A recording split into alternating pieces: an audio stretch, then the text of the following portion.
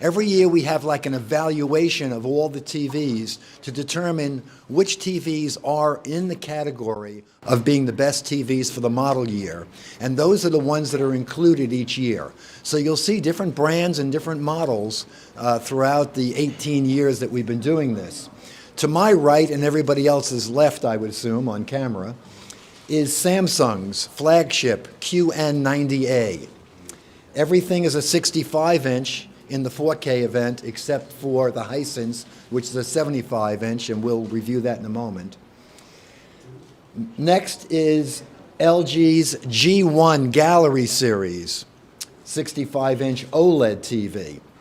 This is our reference monitor, which is the same reference monitor that's used in Hollywood to grade these films that they're producing.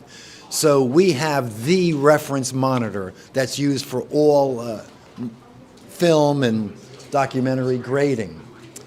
Next to that is Sony's new flagship A90J Master Series OLED TV. And then finally is the Hisense dual cell, a new display technology that is a 75-inch U9DG is the model number. I wanted to mention that this is a mini-LED this year, which is the first year we're seeing mini-LED televisions. As many of you may know, the industry trade publication Dealerscope was purchased by IFA, and they are a trade organization and a magazine producer coming out of Germany, and they're here with us today. So a very special thanks to them for co-hosting this with me and for spending all this money. So thank you very, very, very much. Well appreciated. Hi, I'm Stacy Spears, and I'm the host today. I'm the co-creator of the Spears and Munsell benchmark. So I want to start off talking about the actual setup and how they're calibrated. So our reference monitor, as Robert mentioned, is the Sony BVM HX310. From here on out, I will probably just refer to it as the 310. It was calibrated to D65 using a Jetty 1511 spectroradiometer. And all the other displays were initially calibrated to D65, but then they were perceptually matched to the Sony monitor. And it's due to observer metamerism. Each display technology has a different spectral power distribution, and the current color matching functions we have, even the latest ones, can't match the different technologies, so we do it by eye. In fact, I'd actually like to start with both John and Jason, if you can come up, who actually did the calibration, and give us a little bit more information on it. So I'm John Refamato, and it's Jason Dustel, and we did the calibrations on these sets. And basically, as Stacy said, we use a Jetty special radiometer. It's a 1511, and it's a really good device made out of Germany with the K10 colorimeter. And we used Calman Release 3. Yep. And Jason and I have developed a process that we use, Calman, our own specific process to do the calibrations, to make sure that they're correct. And basically, in short, we profile the declines, we do the calibration, then we look at a lot of test material, test patterns and content to make sure that the calibrations are correct. And then we did the perceptual match after that. This is going to be a very interesting TV shootout. It's going to be very different, I think, this year with all the technical knowledge and experience sitting here. It's going to be really interesting, and I hope you guys enjoy it. So we're going to go through now all the judges that are here today. My name's Phil Holland. I'm a director and cinematographer based in Los Angeles, but I kind of work everywhere. My name's Jason Diamond. I am one half of the Diamond Brothers, and my brother and I are directors, producers, and technologists, and we like to get in the weeds on everything that is as new as possible. Yeah, my name is David McKenzie. I run a company called Fidelity in Motion, downtown New York, actually. And we specialize in really high-quality video compression for Blu-ray disc, 4K Blu-ray disc, Dolby Vision. Like Stacy said, we authored the previous Spears and Munsell disc, and the work-in-progress new version, which isn't done yet, but will be soon, we hope, you're going to see some of today. What else? In the past, I've been a reviewer. I worked with AV Forums in the UK, HDTV Test as well. I've been a consultant for display manufacturers. There's probably something I've forgotten that I'll think of when I sit down, but I think that'll do for now. Okay, thanks. Thank you. Good morning, everyone. My name is David Medina. I am the Production Technical Operations Manager at Warner Media. Warner Media, if you're not familiar, encompasses HBO, where I originally started, Warner Brothers, TBS, TNT, Cartoon Network, a handful of other brands as well. And I'm part of the media operations team. At a high level, we are responsible for the creation, QC, and delivery, a lot of the consumer-facing encodes that hopefully you guys are watching at home, either on HBO Max or one of our affiliates. And in my role, I'm responsible for evaluating new technologies and tools as they come to market, integrating them into our workflows. And now more than ever, that includes consumer displays. We've had them around forever as client monitors. But with Dolby Vision specifically, there are specific file types where you can only QC on a consumer display.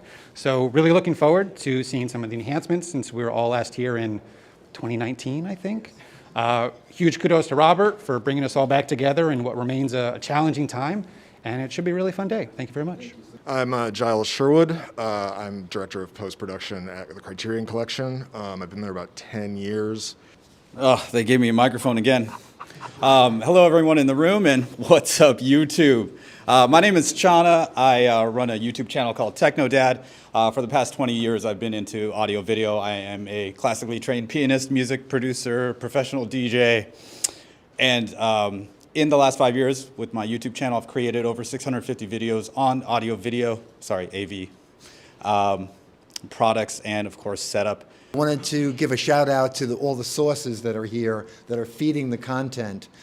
We have a Meridio test pattern generator.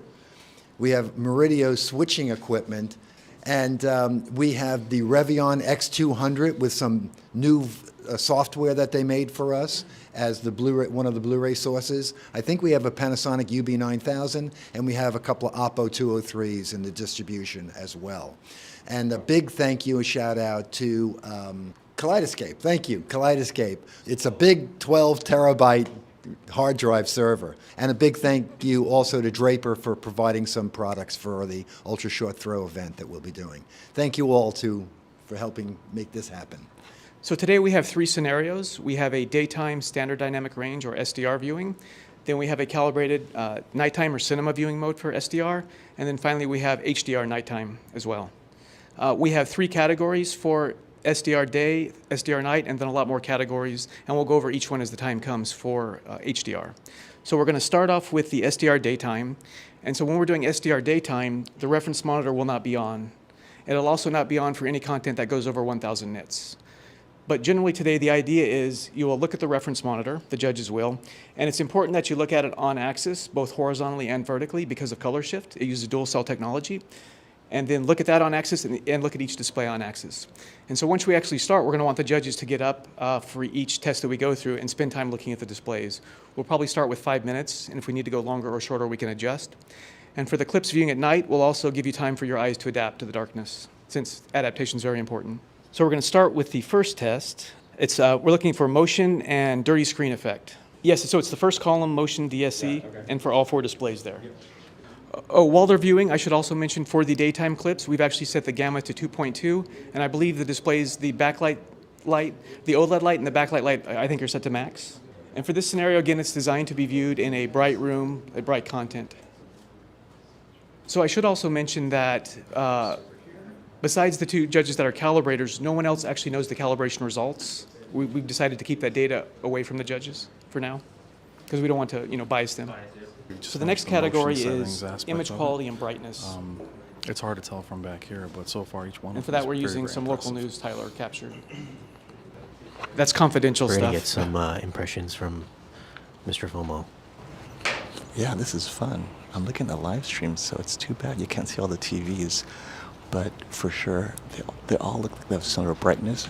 It does appear that the QN90A, its contrast is less than the OLEDs, including the dual cell. So the OLEDs definitely have better contrast.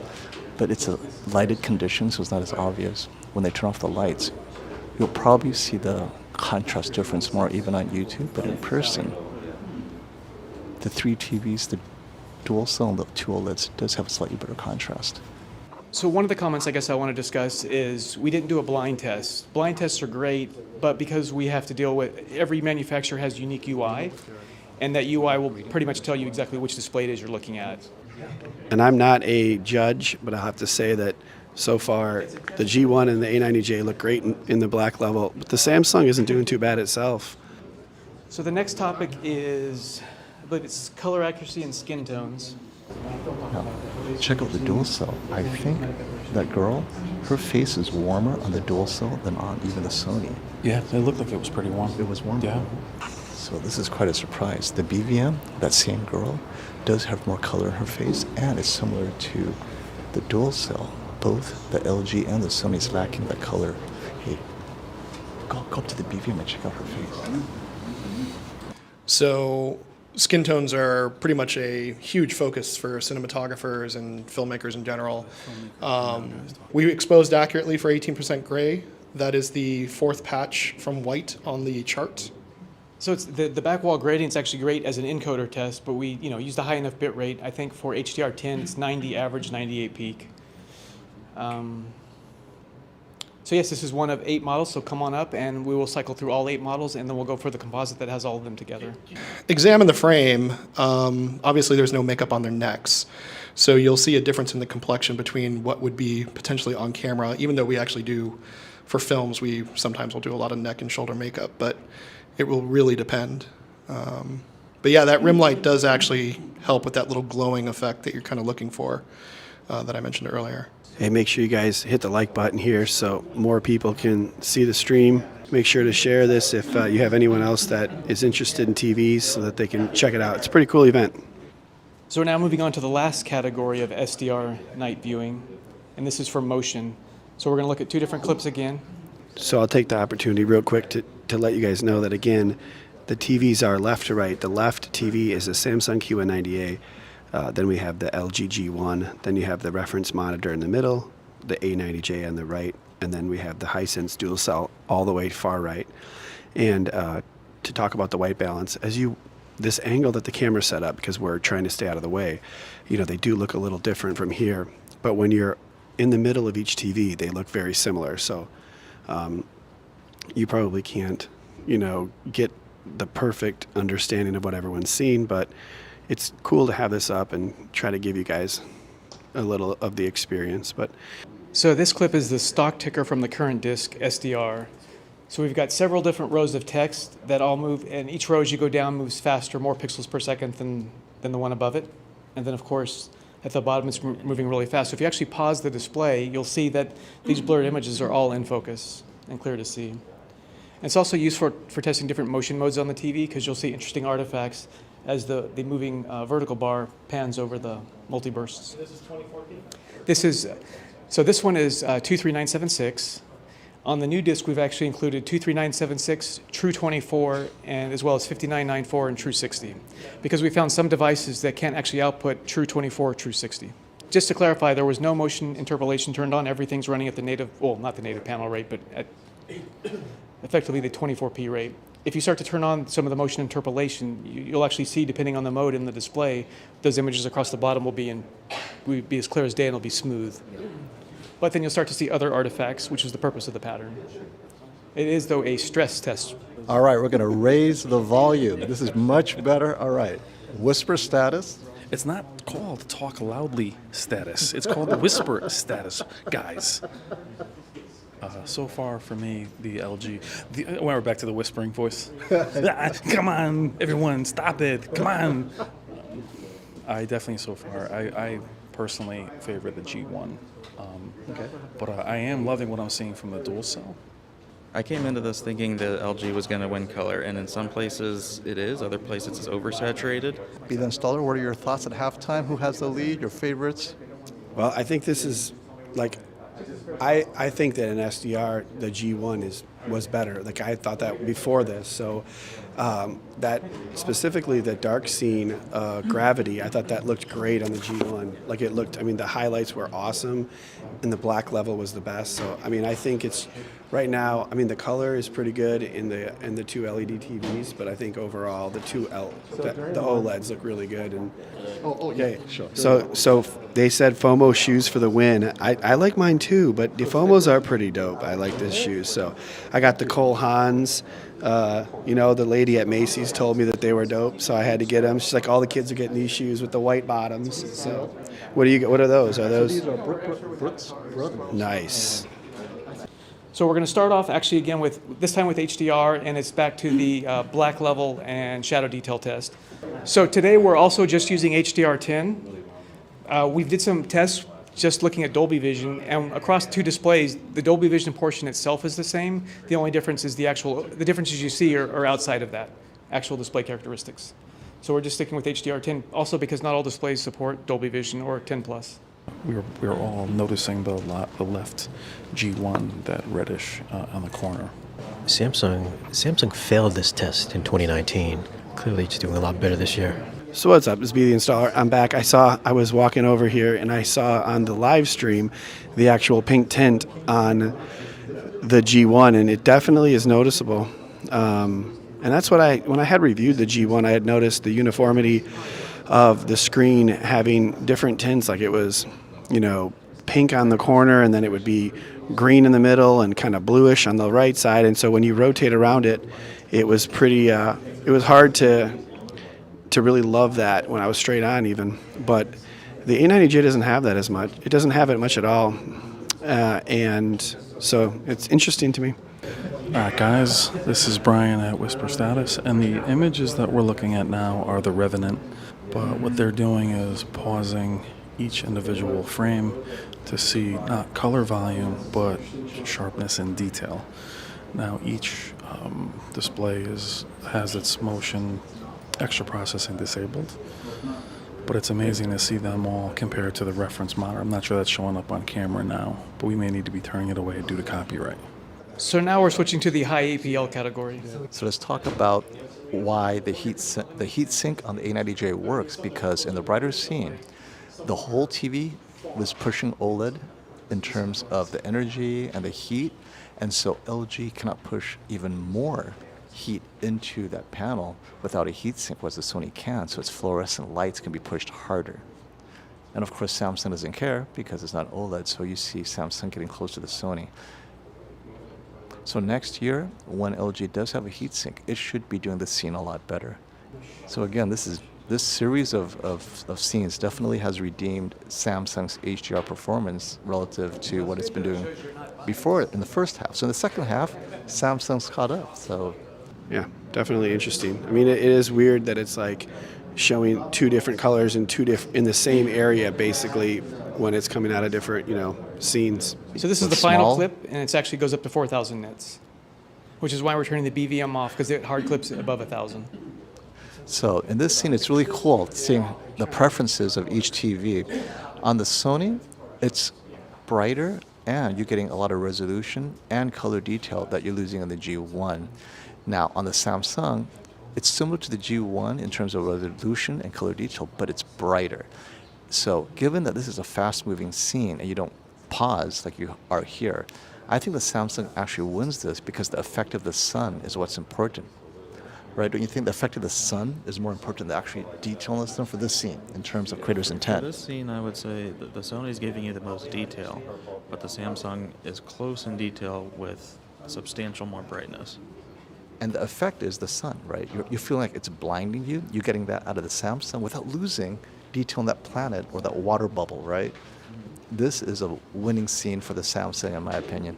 So we're now going to look at 8K displays. We're starting off with 4K content. What we're going to be seeing here is footage that was captured in 8K, scaled down to 4K, which is being upscaled through the televisions back up to 8K. So that's going to let us observe a lot of things about that. Also, we can be making observations about color, which shouldn't be affected too much by the upscaler. So this one's going to be a little bit tricky, unfortunately, because we are playing back via the USB drive on the back of the televisions, which at the moment, for whatever reason, we can't do it on the Sony. So we're going to have to kill the Sony. And what you're going to see now is just the native content played back on the TVs. I believe that's the Samsung and the LG that will do it, right? So we'll turn off the two in the middle, 2 zones. Yeah, turn off the two in the middle. So we're going to start by announcing the individual categories first. So we're going to start with SDR day mode. The first category was motion and dirty screen effect, and the winner for that one was the Sony A90J. The image quality and brightness was the Sony A90J. Upscaling and sharpness, Sony. Now, SDR reference mode for best home theater, for black level and shadow detail, Sony. Color accuracy and skin tones was Sony. 24p motion, Sony. Now for HDR, black level and detail was Sony. Color accuracy and skin tone was LG. For 24p motion, it was a tie between LG and Sony. For UHD detail and sharpness, it was Sony. High APL, Sony. And so for live sports, it was Sony. And then for the 4000 nit, it was LG. So the king of the 4K TVs was the Sony A90J. Now for the 8K, using the 4K content, 4K and shadow detail was the LG. For 4K upscaling was the Sony. And for 4K color was the LG. So the king of 8K TVs was the LG.